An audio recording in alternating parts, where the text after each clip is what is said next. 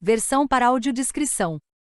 Tela preta escrito Ministério do Turismo, CBMM e Itaú apresentam em letras brancas.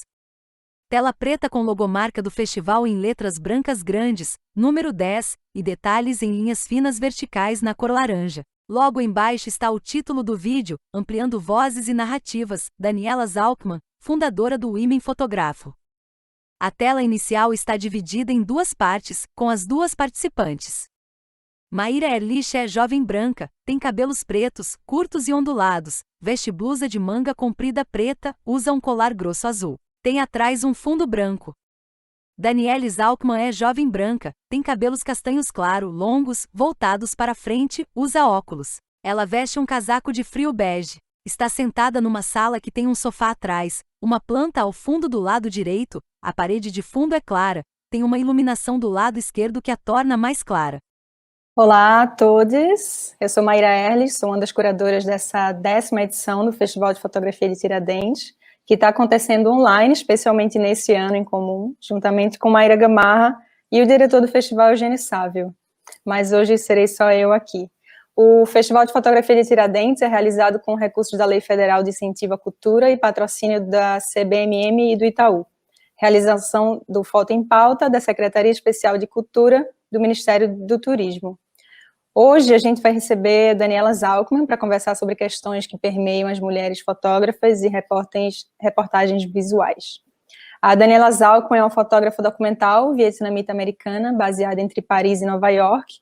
Já recebeu diversas bolsas de financiamento do Pulitzer Center para reportagens de crises, além da International Women's Media Foundation e da National Geographic Society. Seu trabalho tende a focar nos legados da colonização ocidental, desde o aumento da homofobia no leste da África, até a educação forçada de crianças indígenas na América do Norte. A Daniela é fundadora da Women Photograph, uma organização sem fins lucrativos, lançada em 2017, para levar as vozes das jornalistas visuais mulheres e não binárias. O diretório inclui mais de 1.000 fotógrafas documentais independentes, sediadas em mais de 1.000 países. A missão da Women Photograph é mudar a configuração da comunidade fotojornalística e assegurar que as principais responsáveis por contar as histórias da nossa indústria sejam pessoas tão diversas quanto as comunidades que desejam representar. Maíra. Bem-vinda, Daniela, é muito bom ter você aqui conosco no nosso festival. Daniela. Muito obrigada por me receber. Maíra. Obrigada a você por estar aqui. Tenho certeza que será ótimo para todos ouvirem nossa conversa. Primeiro eu te apresentei brevemente em português, mas eu gostaria que você também apresentasse um pouco sobre como o Women Fotografo começou e qual era o seu objetivo quando você o fundou. Daniela, lançamos oficialmente em fevereiro de 2017, mas eu tive a ideia no verão de 2016. Acho que estava em um festival de fotografia na França e tive algumas conversas frustrantes com editores de fotos. Eu estava chegando a um ponto na minha carreira em que a maior parte do meu trabalho era financiado por bolsas, o que acho que me deu um pouco mais de liberdade para ser um pouco mais honesta, talvez, com editores de fotografia, do que alguns fotógrafos freelancers podem ser. Eu estava sendo um pouco insistente perguntando: por que sua revista, seu jornal, não estão contratando mais mulheres? Só vejo, quase que exclusivamente, homens fotografando histórias para você. E um dos editores com quem eu estava falando disse: bem, eu contrataria mais mulheres se eu soubesse onde encontrá-las, simplesmente não há muitas. E imediatamente eu senti uma raiva profunda. Voltei ao meu Airbnb, comecei um formulário do Google, e enviei para algumas amigas e pedi a elas que enviassem para algumas amigas. Esse processo levou cerca de 6 meses. Aos poucos, espalhando a ideia, construindo o banco de dados, construindo o site. E quando lançamos, já tínhamos 500 jornalistas visuais independentes, mulheres e não binárias. Até agora, acho que esse número cresceu para cerca de 1.050 jornalistas visuais independentes, mulheres e não binárias, em 110 países. Maíra. Incrível. Cresceu bastante e muito rápido, né? Daniela. Sim, eu não esperava que crescesse na velocidade em que aconteceu, mas acho que havia não só a vontade e necessidade por parte dos editores de fotografia, diretores de arte e curadores, mas há um desejo muito forte de estruturar uma comunidade, do lado das fotógrafas mulheres e não binárias. Então fico muito feliz de poder cultivar isso nos dois lados da indústria. Maíra. Então, falando sobre todas as coisas que você fez, Quais você acha que são as maiores conquistas da Women Photography até agora?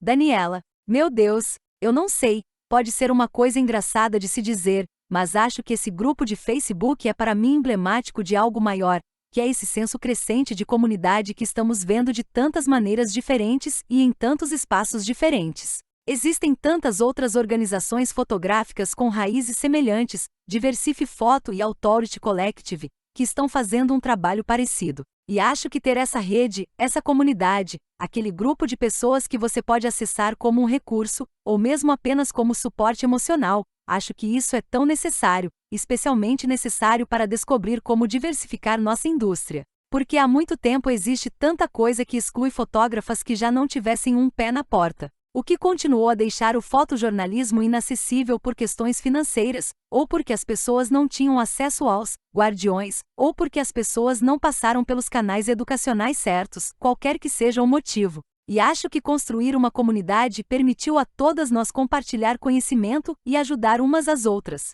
Eu também trabalho há cerca de 15 anos, e quando comecei, eu acho que grande parte da atitude que senti prevalecer era que muitos fotógrafos trabalham de um lugar de escassez. Essa mentalidade de que existe um número limitado de pautas e de trabalho, todos competimos entre nós, e temos que lutar entre a gente para conseguir os empregos e para chamar a atenção dos editores. E eu realmente não acho que tenha que ser assim. Acho que todos nós beneficiamos e construímos uma comunidade melhor de contadores de histórias e criamos melhores histórias para nosso público, quando estamos trabalhando juntos e nos ajudando. Então tem sido muito gratificante ser uma pequena parte disso. A Women Photography não ganha o crédito sozinha nisso, de nenhuma maneira, mas eu acho que há uma grande onda agora de formação de comunidades e é muito bom poder contribuir para isso. Maíra: é muito bom se sentir parte de uma comunidade porque esta pode ser uma indústria muito cruel, né? Especialmente porque estamos falando sobre fotografia, e isso é uma discussão polêmica, mas fotografia pode ser uma forma de expressão e de arte, e por falar nisso tenho uma questão sobre isso. Como fotógrafa mulher, tenho muitas inseguranças sobre tudo relacionado a meu trabalho, desde a produção até a divulgação. Como você acha que podemos superar esses desafios que temos que enfrentar em diferentes níveis, dependendo do nosso gênero? Daniela: acho que é uma coisa muito comum e é difícil saber. Acho que a maior parte disso é a forma como as mulheres são tratadas na sociedade em muitas culturas diferentes ao redor do mundo. Tem um estudo que adoro citar. Acredito que a Hewlett-Packard, empresa americana de tecnologia, fez isso nos anos 1990. Fizeram um estudo onde havia uma falsa propaganda para um anúncio de emprego que tinha 5 pré-requisitos difíceis. Eles publicaram e descobriram que homens se inscreviam acreditando ser aptos e qualificados se cumprissem pelo menos um dos 5 pré-requisitos e mulheres só se inscreviam se cumprissem pelo menos 4 dos 5 pré-requisitos. Acho que isso é muito revelador, que estamos de alguma forma nos retraindo, nos baseando em um padrão mais rigoroso, em que não sentimos que somos necessariamente aptas ou merecedoras de certas coisas, ou que não somos boas o suficiente. E só precisamos nos livrar disso. Precisamos parar de pensar e sentir isso. Mais uma vez, acho que a comunidade é um dos caminhos rápidos para superar coletivamente alguns dos comportamentos sociais que nos permitimos fazer parte, por muito tempo. Porque é fácil dizer precisamos deixar isso para trás. Disseram que isso é errado, precisamos quebrar essa infraestrutura, e é outra coisa fazer isso na prática. Nós todas crescemos em uma infraestrutura muito misógina e acho que devemos, juntas, nos relembrar. Ei, o seu trabalho é muito bom, é muito inteligente, é muito importante. Você deveria se inscrever neste prêmio. Você deveria abordar esse editor e oferecer seu trabalho. Às vezes eu realmente acho que é uma questão de espírito coletivo de dar uma a outra uma força e dizer, não, você tem que continuar tentando. Você merece isso. Mesmo se você for rejeitada, não significa nada. Continue trabalhando para criar uma mudança de cultura. Maíra: por isso que fazer parte de uma comunidade é tão importante. Eu não sei se foi este ano, porque parece que este ano já teve 10 anos de duração, mas quando a WordPress Photo abriu as inscrições, perguntei a algumas amigas que haviam feito trabalhos incríveis sobre questões ambientais muito importantes no Brasil. Perguntei a elas: você mandou seu trabalho para o WordPress Photo? E elas disseram não, apenas não. Eu perguntei por quê e elas disseram: agora já acabou o prazo. E eu perguntei a outro amigo, homem, e ele tinha mandado trabalho para todos os concursos. Então acho que é o exemplo perfeito e imperfeito de como as coisas funcionam. E quando eu converso com elas e descobrimos que temos tanta semelhança sobre nossas inseguranças, e esse é o nosso trabalho como amigas, como alguém que se preocupa, como alguém que deseja que toda a comunidade de mulheres cresça e que as histórias sejam contadas por outras vozes. E falando disso, eu tenho outra pergunta. Acho que uma coisa que acontece com frequência na indústria é que os principais e mais ricos meios de comunicação costumam contratar, por exemplo, um fotógrafo americano para viajar ao Brasil para contar uma história. Você pode nos contar um pouco sobre a importância de ter pessoas locais contando suas próprias histórias, em vez de ter estrangeiros em outro país fazendo o trabalho? Daniela: sim, claro, mas também quero responder a outra coisa que você acabou de dizer, sobre a diferença entre seus colegas enviando trabalhos para o WordPress Photo ou não. Acho que as duas questões são: existe uma lacuna de confiança frequente entre pessoas criativas. Elas se questionam se têm chance de ser premiadas ou se merecem ser premiadas. De modo geral, é mais provável que homens digam sim, por que não? Claro que vou me inscrever, e que as mulheres digam acho que não, provavelmente não vale a pena. Mas o outro problema é que, até certo ponto, nós reforçamos que existe uma forma preferida de ver na indústria do fotojornalismo. Eu não gosto de generalizar sobre as maneiras como fotógrafos trabalham, baseado no gênero. Acho que todos somos capazes de trabalhar de formas diferentes, independente disso. Mas em geral acho que há uma tendência de mulheres fazerem trabalhos mais sociais e documentais, de uma forma um pouco mais lenta, mais íntima e silenciosa. E historicamente não vemos tanto esses trabalhos sendo premiados e reconhecidos. Isso não significa apenas que precisamos nos inscrever mais para mudar as opções que júris têm, mas também significa que os júris precisam ser mais diversificados. E são todas essas mudanças estruturais que precisamos fazer para mudar a forma como vemos e a como contamos histórias coletivamente. Porque o fotojornalismo, como indústria, como disciplina, sempre foi profundamente colonial por muito tempo. E a sua outra pergunta sobre o que significa valorizar e priorizar contadores de histórias locais e internas. A fotografia tem, há muito tempo, sido baseada na ideia de que os ocidentais são mais qualificados ou mais capazes de contar histórias que as pessoas das comunidades onde eles estavam caindo de paraquedas. E isso obviamente não é verdade. Nós criamos essa narrativa de que você não pode documentar sua própria comunidade porque você é tendencioso, porque tem muita proximidade, e, portanto, se você é uma pessoa negra, não pode cobrir o movimento Black Lives Matter porque você é tendencioso. Ou se é indígena, não pode cobrir questões indígenas porque você será tendencioso. E quando falaram para uma pessoa branca, você não pode cobrir o presidente americano porque você é tendencioso. Isso nunca foi algo que impediu um fotógrafo homem branco nos Estados Unidos, por exemplo. Então, em vez de fingir que somos ou deveríamos ser observadores externos, totalmente imparciais em relação à história e aos eventos à medida que se desenrolam, prefiro que sejamos honestos sobre o fato de que todas as nossas identidades, todas as nossas vivências impactam quem somos como contadores de histórias e como contamos histórias e interagimos com pessoas e as fotografamos. Portanto, é claro, a identidade de cada fotojornalista é profundamente importante e afeta a forma como essa pessoa conta histórias. Então, se você só está contratando pessoas de fora para contar histórias, você vai chegar a um nível bastante superficial sobre a narrativa, que nem sempre tem nuances ou riquezas em história e contexto cultural. Porque essa pessoa pode não ter tido tempo ou até mesmo a capacidade de entender o contexto de onde está trabalhando. Gostaria de pensar que um ambiente saudável da indústria do jornalismo visual é uma mistura perfeita de pessoas de dentro e de fora. Porque a perspectiva de quem está de fora pode ser importante. Às vezes é difícil ou perigoso, quando você está tão imersa que não consegue enxergar o panorama geral. Documentaristas externas podem ser importantes, mas apenas se estiverem trabalhando em conjunto com pessoas locais que têm esse contexto e essa nuance. Acho que estamos apenas começando a acreditar e entender isso, o que é incrível, parece muito poderoso, mas ainda parece um progresso muito lento. Maíra: pelo menos estamos fazendo um pouco de progresso, não estamos paradas e estamos discutindo algo que acho que não era discutido antes. Mas também ser uma pessoa externa não é apenas sobre o país, pois, por exemplo, o Brasil é um país enorme, e se eu for para uma comunidade muito pequena, por exemplo, de indígenas nativos aqui no Brasil, eu serei uma forasteira completa. Mas você pode imaginar se um jornal traz um cara americano para essa comunidade, então ele vai ser ainda mais forasteiro, sabe? E uma coisa que eu realmente acredito sobre contar histórias melhores, depende completamente da conexão que você tem com essas pessoas, o quanto você se importa com elas, o que diretamente implica na relação que elas vão ter com você, e o quão confortáveis ficarão com você para que você seja capaz de contar essa história da maneira mais sincera e atenciosa, como elas merecem, certo? Então, se você não fala o idioma, se está com um tradutor, se está com um fixer, não vai ser o mesmo.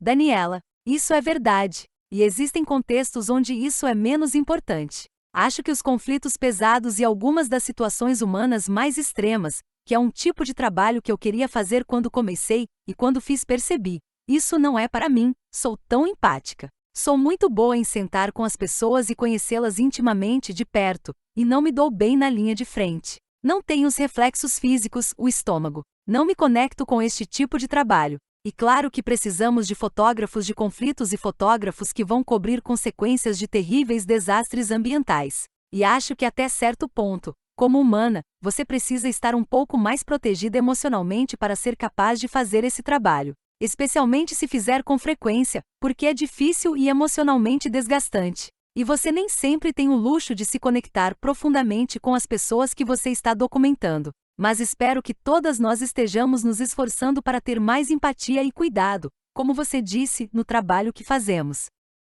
Maíra, bem, vamos esperar que sim. Nós nunca sabemos o que as pessoas estão fazendo para conseguir fotos tão boas. E às vezes, quando conhecemos um pouco dos bastidores, é tão decepcionante que a foto, pelo menos para mim, deixa de ser tão boa. Daniela, exatamente. Por muito tempo fotógrafos, neste contexto colonial e ocidental, tiveram este luxo de poder conhecer lugares distantes, exóticos, fazer seu trabalho, ir para casa, e nunca mais ouvir falar das pessoas que fotografaram, e isso foi muito possível porque a internet não existia. Agora existem redes sociais, e todo mundo é rastreável, e você pode encontrar alguém, e fazer essa pessoa se responsabilizar pelas coisas que fez. E acho isso fantástico porque significa que se você for explorador e horrível, alguém aparecerá e dizer algo, o que significa que deve haver um nível mais alto de responsabilidade sobre a maneira como trabalhamos e as maneiras pelas quais somos capazes de nos conectar e continuar nos conectando com as pessoas que fotografamos, muito depois de deixarmos suas casas. Quando comecei, um dos meus primeiros projetos de longo prazo foi em Uganda, e no início do projeto, redes sociais e smartphones não estavam tão presentes em Kampala. Na época, um grande evento aconteceu no país e 3 anos depois já estavam presentes. E a diferença em como eu trabalhava e como me envolvia com as pessoas mudou completamente porque podia mandar uma mensagem para elas no Facebook. Quando voltei para Nova York, pude enviar as histórias que publiquei sobre elas pelas redes sociais. Mudou nosso relacionamento e nossa dinâmica e isso nos tornou mais próximas e eu fiquei grata por isso. Mas também aumentou meu nível de responsabilidade, tive que me certificar de que estava sendo ética. Tinha que assegurar de que todas vissem que eu estava trabalhando com integridade ou viriam me procurar. Maíra, isso é ótimo. Queria saber um pouco mais sobre o seu trabalho, já que começou a falar sobre ele. Você disse que tem documentado o crescente nível de homofobia na África e educação de crianças indígenas. Pode nos falar um pouco sobre o trabalho que está fazendo agora? Se tem algum projeto de longo prazo em que esteja trabalhando? Daniela, sim, eu tenho vários. Acho que, com meu português limitado, você falou disso na minha biografia. Brinco que meu movimento é de ser meio que uma jornalista do imperialismo ocidental, e que meu movimento é olhar para os legados da colonização ocidental. Digo isso em parte porque acho que tudo em nosso planeta está conectado a infraestruturas que foram postas em prática pelo colonialismo e que muitas vezes não pensamos nisso dessa maneira, mas precisamos. Precisamos pensar sobre como nossas estruturas políticas, sociais e econômicas são, em grande parte, produtos da colonização ocidental, e o quanto isso impacta mudanças culturais e as maneiras que impactamos uns aos outros e as maneiras pelas quais o colonialismo se transformou em globalização e como isso nos afeta. Então, aquele projeto inicial em Uganda foi realmente uma das primeiras vezes que comecei a pensar em contar histórias como um meio para ter conversas como: sim, há muita homofobia, está aumentando, existem todas essas leis anti-gay. Mas isso não está acontecendo em um vácuo. É na verdade produto do imperialismo britânico e dos códigos penais que os britânicos deixaram para trás quando eles colonizaram a África Oriental, o que piorou quando evangélicos americanos entraram depois que Idi Amin foi deposto em Uganda. e tentar explicar essa estrutura no que eu estava fazendo tornou-se muito importante para mim. Eu acho que o meu mais longo projeto em andamento se chama Science of Your Identity e analisa o impacto da inserção cultural forçada sobre crianças indígenas. No Canadá e nos Estados Unidos, os governos criaram um sistema de internato destinado a inserir crianças indígenas na cultura ocidental. Isso não é só na América do Norte. Aconteceu em todo o mundo, em lugares onde houve um governo colonial e uma população indígena. Crianças indígenas são separadas de suas famílias e enviadas para internatos, onde elas são forçadas a serem ocidentais ou parte da cultura local dominante. Nos Estados Unidos e Canadá em particular, foi especialmente abusivo,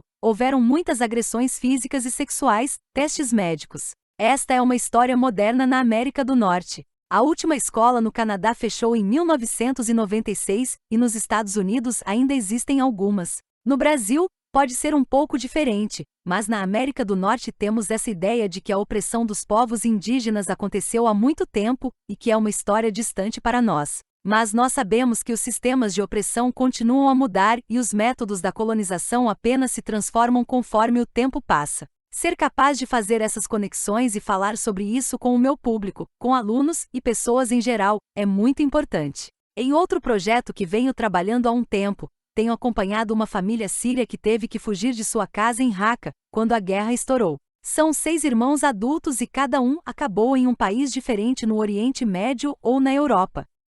Tenho observado como são uma família síria comum de classe média, são muito unidos. Meu trabalho nos últimos 5 anos tem sido ver como estão conseguindo ficar conectados e próximos, mesmo que estejam tentando reconstruir a vida em um lugar diferente, porque essas são apenas as circunstâncias que eles encontraram, onde puderam encontrar segurança e uma nova vida. O problema é que sempre começo projetos e nunca consigo terminá-los, porque nunca consigo me separar da vida das pessoas que fotografo. Então tenho trabalhado continuamente em 5 projetos, mas esses são provavelmente os 3 principais agora. Maíra, então, você estava falando sobre seus projetos e eu estava pensando. Eu sinto que sou uma pessoa muito romântica com a fotografia, mas eu queria saber o que você acha. Você acha que a fotografia pode mudar o mundo de alguma forma? Como você acha que documentando esses assuntos, problemas e questões podem mudar de alguma forma, para melhor, a vida dessas pessoas?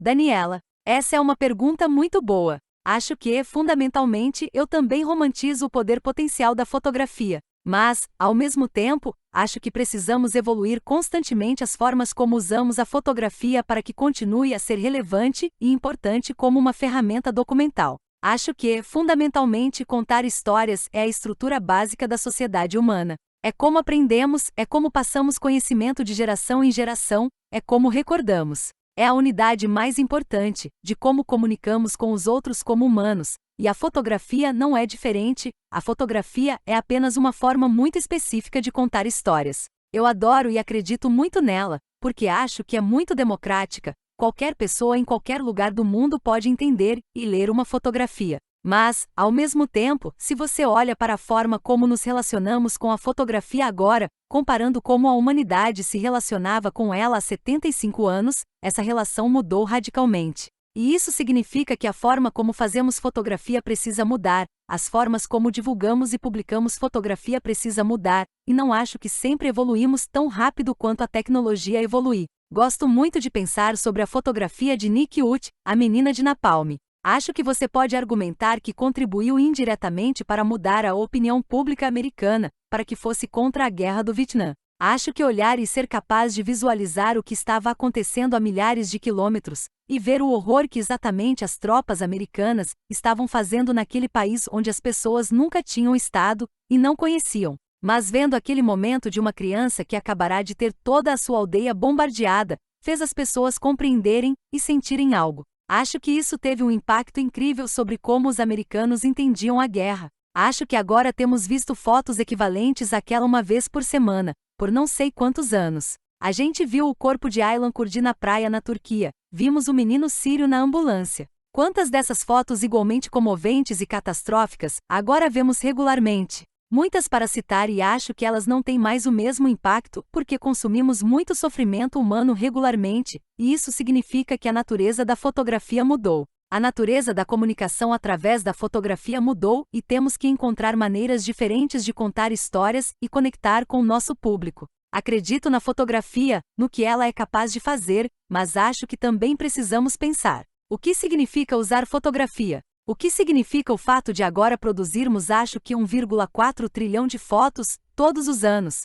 Como isso muda o que uma fotografia individual significa quando temos pessoas sentadas em seus telefones navegando pelo TikTok e consumindo tantas imagens todos os dias? Eu ainda romantizo, ainda acho que é profundamente eficaz e poderoso.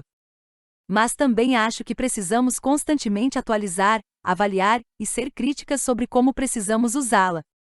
Maíra: é definitivamente mais difícil agora ser impactada por uma fotografia, agora que estamos quase que 100% do tempo em nossos telefones olhando para fotos, e elas nem sempre são boas fotos. Então aquilo entra na sua cabeça e se torna uma referência visual que talvez nem seja boa. É por isso que temos que ter cuidado com as imagens que consumimos. Mas me lembrei de algo. Tenho certeza que você conhece Meg Steber, ela é minha grande musa e mentora. E eu nunca esqueci de quando estava ouvindo ela falar sobre sua carreira, e ela contou que depois de fotografar crianças famintas e guerra por 40 anos, talvez, ela percebeu que suas fotos não iriam mudar o mundo, e ela decidiu para começar seu próprio projeto pessoal, e ela está fazendo um trabalho mais artístico, um tipo de fotografia mais autoexpressiva, onde a opinião dos outros não importa porque ela está fazendo para si mesma. Você faz algum tipo de projeto pessoal fora do estilo fotojornalístico? Daniela: eu me considero em primeiro lugar uma fotojornalista, acima de tudo. Uso a fotografia como uma ferramenta para contar histórias verdadeiras, não ficções. Mas também uso muitos processos alternativos, que acho que até pouco tempo atrás meios de comunicação e editores não teriam considerado permissível no contexto do jornalismo. Também faço isso a nível pessoal para conseguir resultados bonitos, mas para mim acho que essa tem sido a minha resposta porque eu entendo totalmente o que a Meg quis dizer. Nós temos trabalhado por 15 anos, e eu entendo que ao trabalhar por 40 anos você sente aquela sensação: Deus, o que estou fazendo que não consigo identificar um resultado específico, uma mudança específica, que fotografar essas coisas horríveis foi capaz de alcançar. Mas duas coisas. Primeiro, acho que muitos fotógrafos que conheço que conseguiram combater esse tipo de crise existencial, acharam uma forma secundária de usar a fotografia. Para alguns é fazer coisas como Robin Ramon e Stephanie Sinclair, que iniciaram organizações sem fins lucrativos, que usam sua fotografia em tipos muito específicos de defesa. Existem alguns fotógrafos, como Marcos Bleasdale, que querem estar à frente de parlamentos e senados para poder usar suas fotos como prova. Para mim é a educação. Eu realmente adoro gastar um terço à metade do meu tempo a cada ano, em salas de aula, conversando com alunos sobre o trabalho que faço. Porque acho que jovens são as pessoas mais empáticas e são propensas a ter a mente aberta e pensar sobre o mundo de maneiras diferentes, e espero que isso mude as maneiras como se envolvem em determinados temas. Acho que muitos de nós encontramos esses espaços secundários para ocupar, e esperamos que permitam que nossas fotos ganhem uma espécie de vida e função secundárias. Acho que isso é muito importante porque senão é fácil ser consumida por esse pensamento: Deus, o que estou fazendo? Eu não consigo identificar de fato que resultados minhas fotos estão trazendo. Eu só digo às pessoas: vou publicá-lo neste jornal e alguém vai ver e vai mudar alguma coisa e sua vida vai melhorar. E isso às vezes parece muito desesperançoso e muito vazio. E qual era a pergunta que eu iria responder depois de falar isso? Maíra: a pergunta era se você faz outro tipo de expressão com a fotografia. Todas nós temos tantas questões emocionais ou traumas, um monte de coisas que carregamos em nossa bagagem na vida. E às vezes a fotografia pode ser uma forma de ajudar a tirar um pouco do peso e fazer, não uma pauta, mas apenas usar a fotografia para se expressar de uma forma mais pessoal, para nenhum chefe. Daniela: sim, eu me considero muito sortuda por quase todo o meu trabalho agora serem projetos de longo prazo, financiados por bolsas. Então a maior parte do meu trabalho não é pautado, mas autoguiado. É muito, muito lento. Projetos de longo prazo, que venho trabalhando há anos. Mas o que você está descrevendo, acho que faço isso, no contexto desses projetos. Quando estávamos falando sobre o fato de consumirmos tantas imagens de trauma, e como fazemos, então, para conectar a pessoas que se ficam completamente paralisadas ao ver aquelas imagens e que não conseguem mais processá-las como informação. Parte do meu trabalho tem sido tentar resolver esse problema de maneiras diferentes, e eu uso muitos processos alternativos, como múltiplas exposições e cianótipos. E muitas vezes estou tentando encontrar soluções para me envolver com histórias muito traumáticas, mas de maneiras visualmente mais suaves. E acho que para mim, até certo ponto, isso tem funcionado. Uso muito a dupla exposição neste projeto sobre o sistema do internato.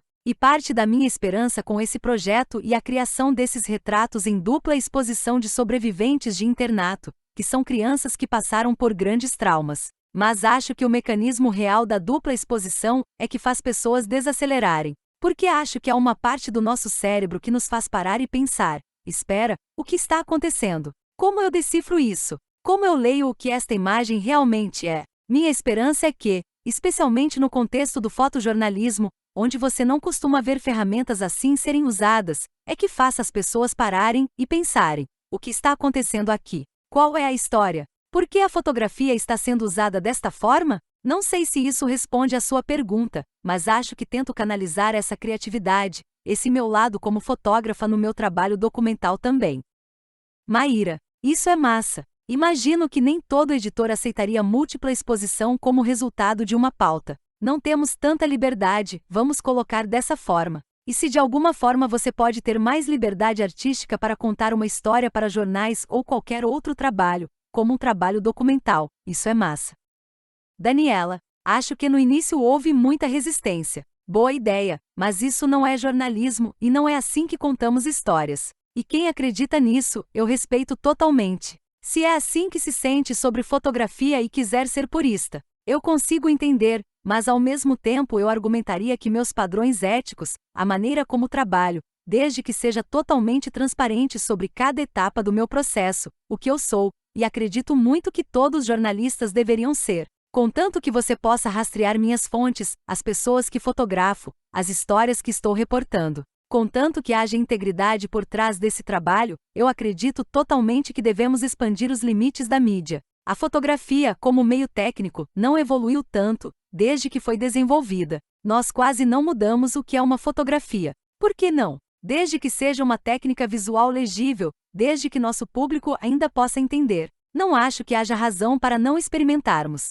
Então sou definitivamente a favor de expandir os limites do tipo de sistemas e técnicas que nós usamos. Mas, como jornalista, acho que deve haver transparência no que e como fazemos. E para mim isso é mais importante do que qualquer outra coisa e gostaria de ver todos os jornalistas engajando nisso. Porque, como mencionou, acho que vimos muitos casos de fotografias famosas, fotógrafos famosos, e descobrimos décadas depois que, na verdade, foi um comportamento muito antiético e forçado que influenciou a produção desta fotografia famosa, que todo mundo conhece. Eu prefiro muito mais ser a pessoa que faz coisas estranhas, mas sabendo que minha integridade e minha moral estão exatamente onde eu quero que estejam. Maíra: com certeza, contanto que a técnica experimental que você escolha para produzir o trabalho faça sentido no contexto do trabalho. De outra forma, será um truque tecnicamente diferente, mas sem sentido, para contar essa história. Depois do movimento #MeToo, agora vemos cada vez mais fotógrafos homens, principalmente, sendo expostos, acusados de apresentar comportamentos abusivos, como assédios e outras coisas. E é tão frustrante ver o resultado, que nada acontece no final. Existem grandes nomes continuando a ser publicados e convidados para festivais e coisas assim. E as pessoas às vezes esquecem, depois de 15 minutos, fingem que nada aconteceu. Mas como você se sente que essas coisas se conectam? Porque, por exemplo, os nomes que tenho em mente e tenho certeza de que você tem os mesmos nomes em mente. Existem alguns grandes fotógrafos que são grandes inspirações há décadas, que têm estilos muito específicos e pessoas seguem como referências na narrativa visual.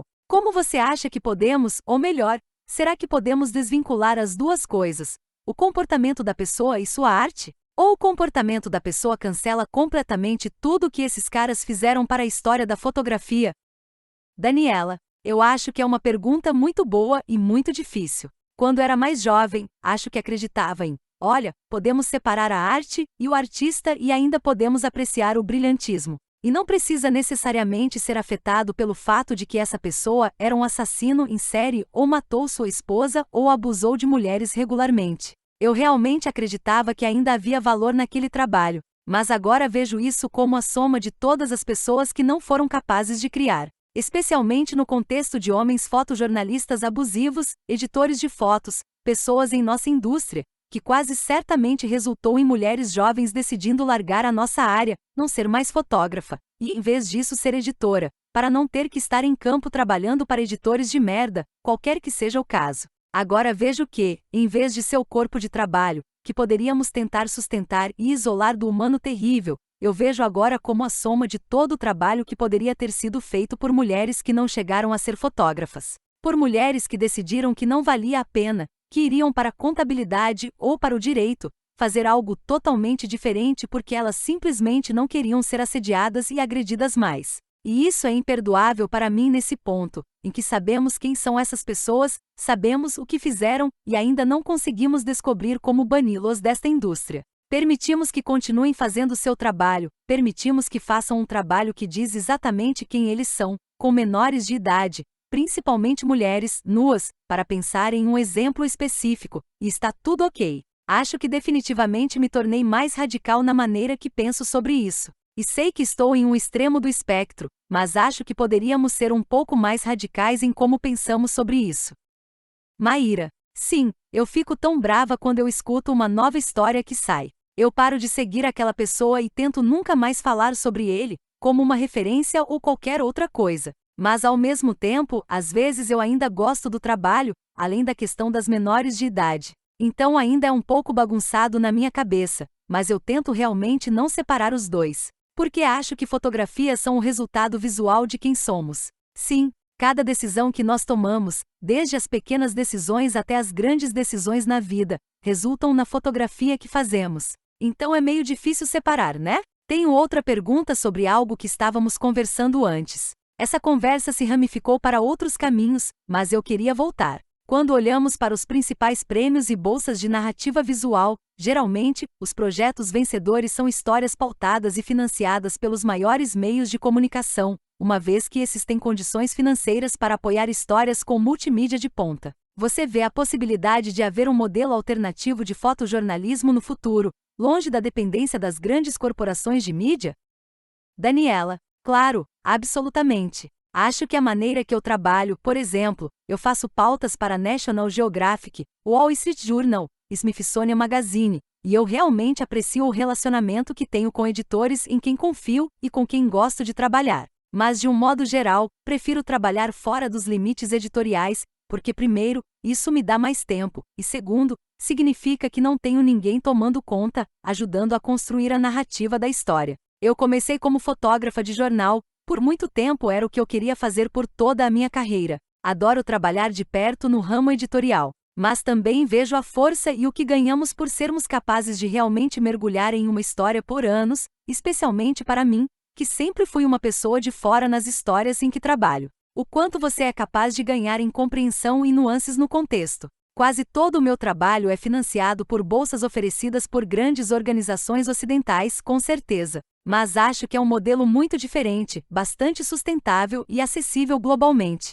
Então, a National Geographic Society, por exemplo, é muito ativa em financiar fotógrafas em todo o mundo. E eu incentivo todas as fotógrafas, ouvindo isso, a tentar. Na verdade, dependendo de quando isso for para o ar, restam poucos dias para se inscrever na bolsa de Covid-19 da National Geographic Society. Eles estão financiando fotógrafas de todos os lugares. Há organizações como Open Society Foundations, International Women's Media Foundation, Magnum Foundation, que estão fazendo um trabalho realmente incrível e estão apoiando fotógrafas em todo o mundo e priorizam isso. Então, para mim, este é realmente o modelo que eu prefiro, e eu acho que realmente te dá independência dos meios de comunicação, porque mesmo que eles tenham evoluído de maneiras realmente incríveis, como você disse, ainda há um longo caminho a percorrer e ainda há muito jornalismo de paraquedas. Ainda há um ideal neocolonial muito profundo que corre através de nossos meios de comunicação ocidentais. Então, para contornar isso e ser capaz de fazer o trabalho que você deseja fazer,